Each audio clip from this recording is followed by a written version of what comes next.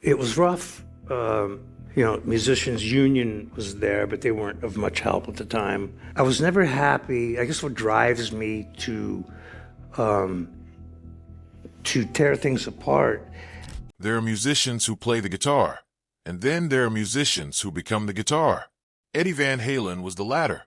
By the time he reached his 60s, he had spent more than 4 decades reshaping the landscape of rock music, inventing techniques that entire generations of players built their careers around, and doing it all with that infectious, boyish grin that made you forget just how technically devastating he truly was.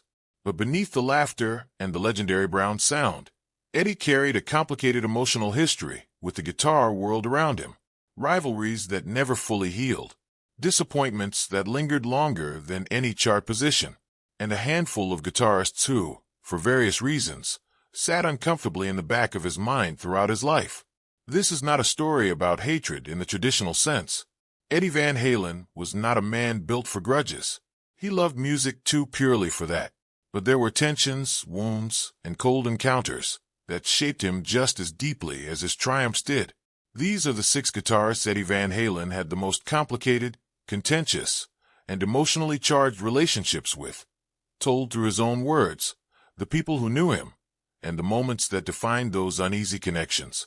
Long before Eddie Van Halen was a name anyone whispered in reverence, he was a teenager in Pasadena, California, sitting cross-legged on his bedroom floor with a cheap guitar across his lap and a stack of Cream records playing on repeat. Night after night, he would drop the needle on tracks like Crossroads and Sunshine of Your Love, trying desperately to understand what Eric Clapton was doing, how his fingers seemed to breathe life into every single note. Clapton was not just an influence for young Eddie. He was the reason. In interviews throughout his career, Eddie spoke openly about this devotion. Clapton's phrasing, his restraint, his ability to make a single bent note carry more emotion than an entire solo from most other players. All of it planted the seed of obsession in Eddie's hands and heart. But adoration, when left unreciprocated, has a way of turning complicated. As Van Halen exploded onto the scene in the late 1970s with their debut album and the jaw-dropping solo piece Eruption, the guitar world fractured into before and after. Eddie had not just joined the conversation of great guitarists. He had detonated it entirely. The old guard listened carefully, and not all of them cheered. When Eric Clapton was asked about Van Halen in 1980, his response was measured but quietly devastating. He acknowledged Eddie's technical skill, while suggesting that what he heard felt more mechanical than soulful. For a man who had modeled so much of his musical identity on Clapton's emotional depth, those words landed like a punch delivered in slow motion. Eddie later admitted the comment genuinely hurt him. He had not been trying to outshine his hero. He had been trying to honor him, to carry that flame forward into new territory. To be told the flame lacked warmth stung in a way that years of success could not fully soothe. Friends close to Eddie recalled how quietly he carried that disappointment, never firing back publicly, never diminishing Clapton in interviews, but sitting with it privately in the way that only real wounds allow. The two men eventually met in Los Angeles sometime during the mid-'80s.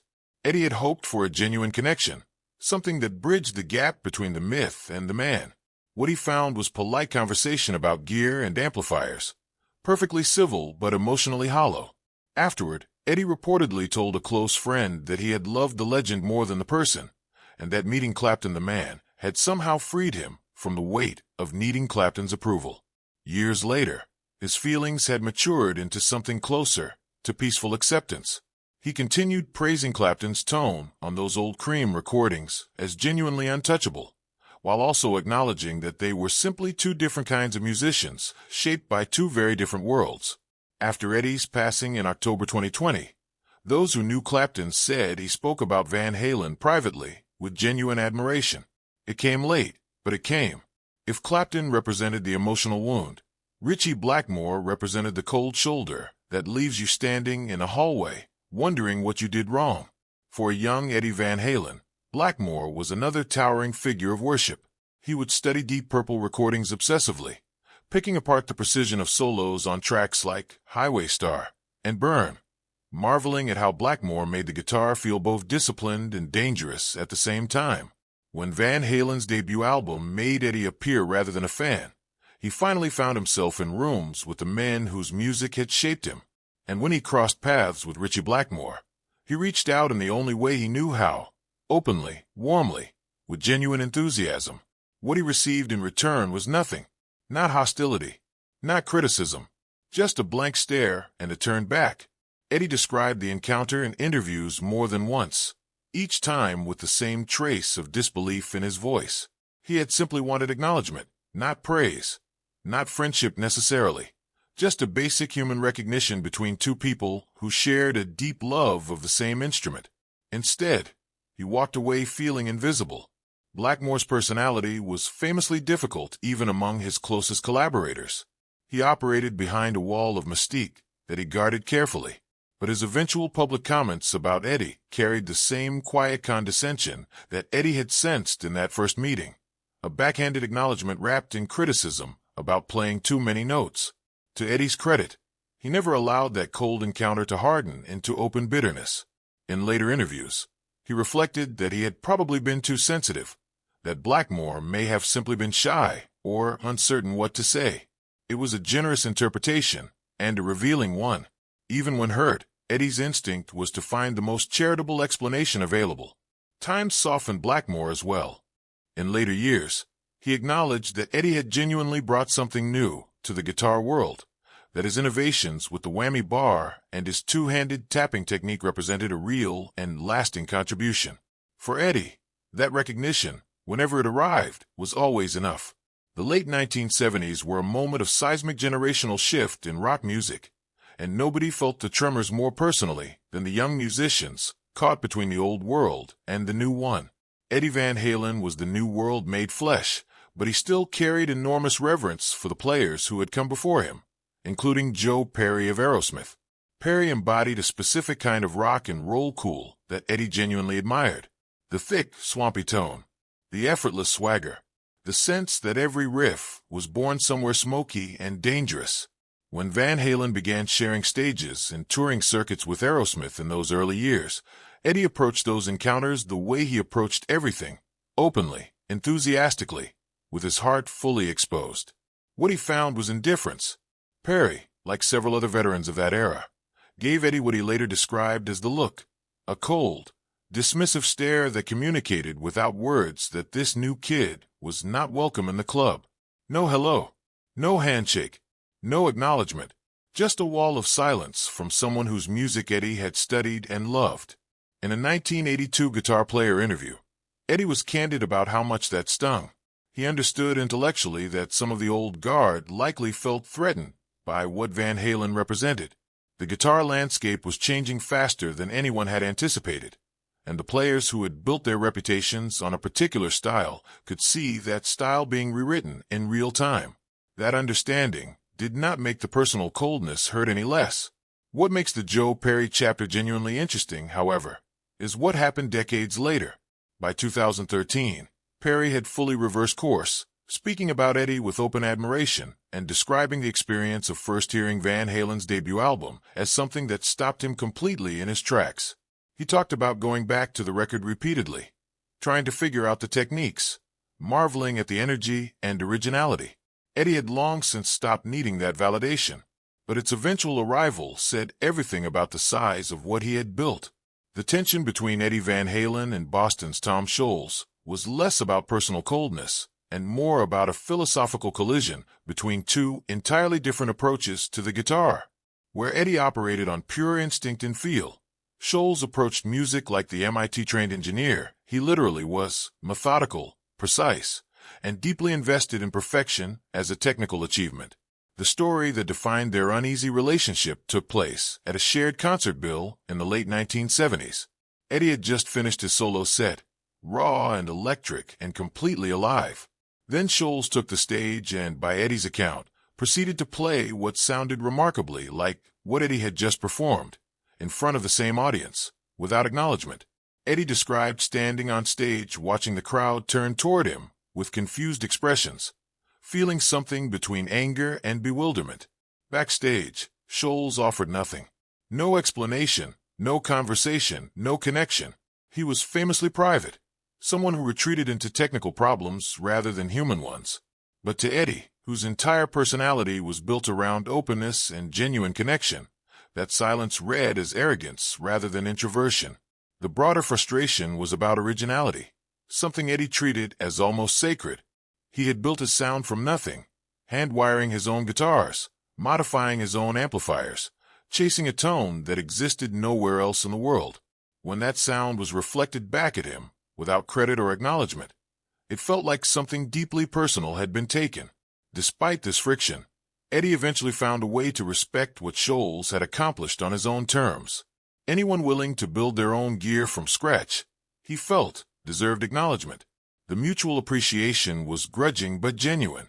Of all the complicated relationships in Eddie Van Halen's guitar history, the one with Rick Derringer might be the most vivid and specific, because unlike the others, it had a clear confrontation at its center. It was 1978. Van Halen was rising fast. Derringer, a veteran with genuine credibility, was opening for them on tour. Eddie respected Derringer's history and had grown up listening to his work. Then, one night after the show, Eddie discovered that Derringer had performed his solo, note for note, in front of the same audience.